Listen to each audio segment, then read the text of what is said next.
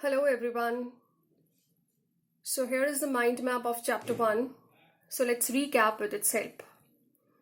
Now starting with the characters which are present in the living things, I have given an acronym to it, GEMS, R square N. It's a name of our school, GEMS, so it will be easy for us to remember.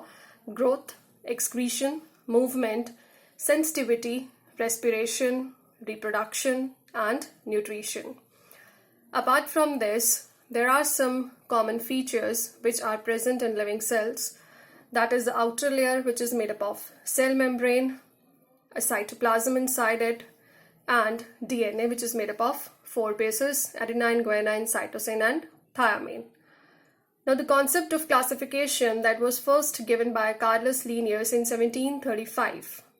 He also gave the binomial system of nomenclature, according to which every scientific name should consist of 2 words. First word is generic and the second is specific. He also divided organisms into species, and at that time he studied about 1200 species. So now the tools for classification, these are the tools which help in classifying the organisms or help in telling us whether the organisms are related to each other or not. So first is the morphology, that is the external features of any organism. Anatomy, it is the internal structure of any organism that we see after dissection. The base sequence of the DNA and the amino acid sequencing. Now moving up to the hierarchy, the lowest group is the species. Species is a group of organisms which can interbreed with each other and produce fertile offsprings. Similar species, they combine to form a genus. Similar genus combine to form family. Similar family come under one order. Similar order combine to form a class. Similar class combine to form a phylum. And similar phylum combine to similar phyla, they combine to form a kingdom. All right. So we have 5 kingdoms here. The first is the prokaryotes. Prokaryotes, the organisms are often unicellular. Nucleus is not present. Cell walls are not made up of cellulose. They are made up of peptidoglycan. And no membrane-bound cell organelles are present. Example is bacteria. Coming to the second one, that is the Protista, also called as Protista. Unicellular or multicellular organisms are there. They have nucleus, may or may not have cell wall and chloroplast, and so based on that, some are photosynthetic and some feed on organic substances made by other organisms. Example are Paramecium and Chlamydomonas. The fungi, usually multicellular. Cells have nuclei. They have the cell walls, which is made up of chitin. You have to remember the composition of cell wall in the bacteria, in plants, and in fungi. So no chlorophyll is present. So we have saprophytic or the parasitic mode of nutrition. No photosynthesis is here. The long filamentous structures are present, that is called as the hyphae. Hyphae combine to form a network that is called as mycelium. And examples are bread mold and mushroom. Now the plants. Plants are multicellular organisms. They have nucleus. The cell wall is made up of cellulose. Chloroplasts are present. Feed by photosynthesis, may have root, stems, and leaves. Ferns here, they have leaves called fronds, and they do not have flowers, so reproduces by spores, and they have rhizome. Rhizome is an underground stem. Now coming to the kingdom of animals or kingdom Animalia, multicellular organisms are there. They have nucleus, but they do not have cell wall. No chloroplast, so mode of nutrition is heterotrophic or heterotrophs, as the organisms are called. So here one thing also in the kingdom plants, that on the basis of cotyledons present, the plants are divided into 2, dicots and monocots. Monocots are the organisms or the plants which in which the seed has the 1 cotyledon. Dicots, the seeds have 2 cotyledons. So here SPF 3, although SPF is a sun protection factor, but here S stand for strap shaped leaves, P for parallel venation, F for fibrous roots, and petals are 3 or multiples of 3 like 6 or 9 or so. In the dicots, directly opposite to that we have the broad-shaped leaves. Dicots have reticulate venation and the taproot system. Odd number, skip 4, you get the odd number 5. So petals 5 or multiples of 5.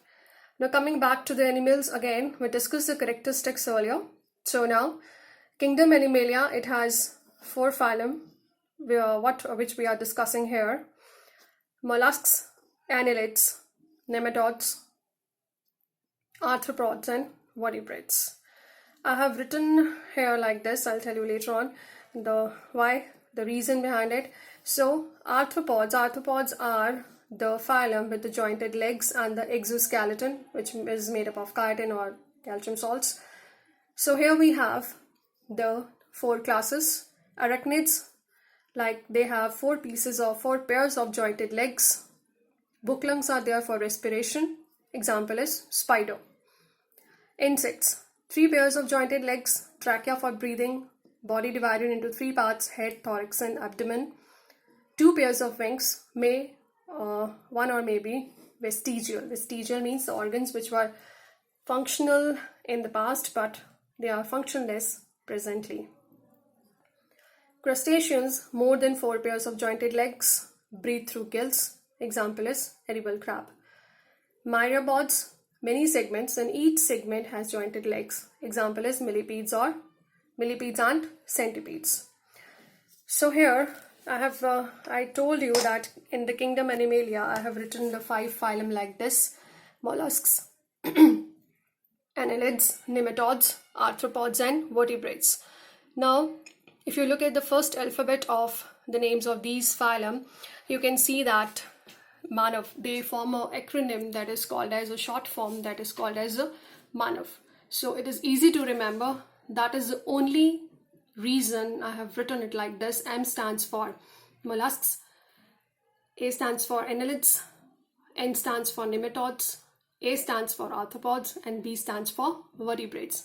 You can easily remember by the short form, that is Manav. Okay, so the class vertebrate, the phylum vertebrate, that is divided into 5 classes here.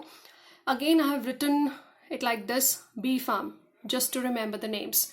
B stands for birds, F for fish, A for amphibians, R for reptiles, and M for mammals.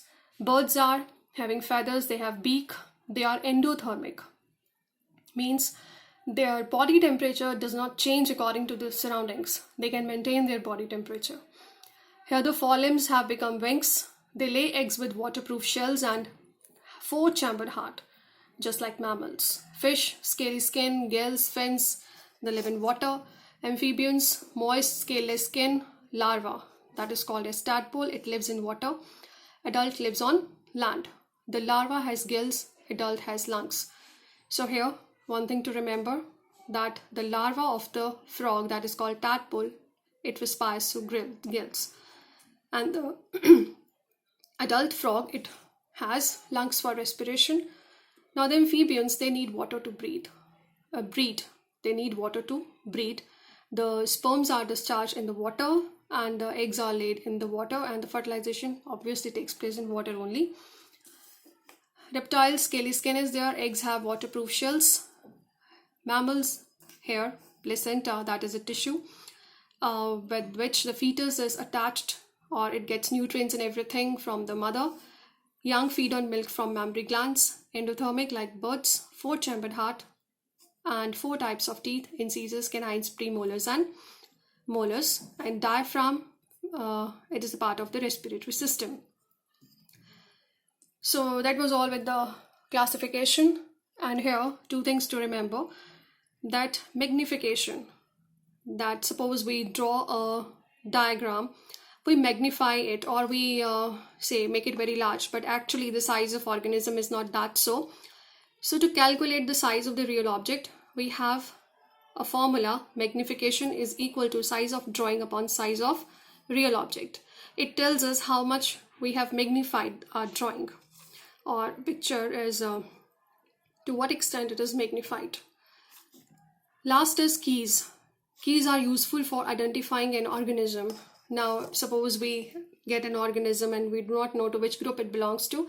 So we have a key which has two contrasting characters. It is called as a dichotomous key. And it is when we follow that, it leads us to the naming of the organism and leads us to the group to which the organisms belongs to. So here is the complete flow chart or the mind map that I have made. I hope it will be useful for you to recap. Thank you.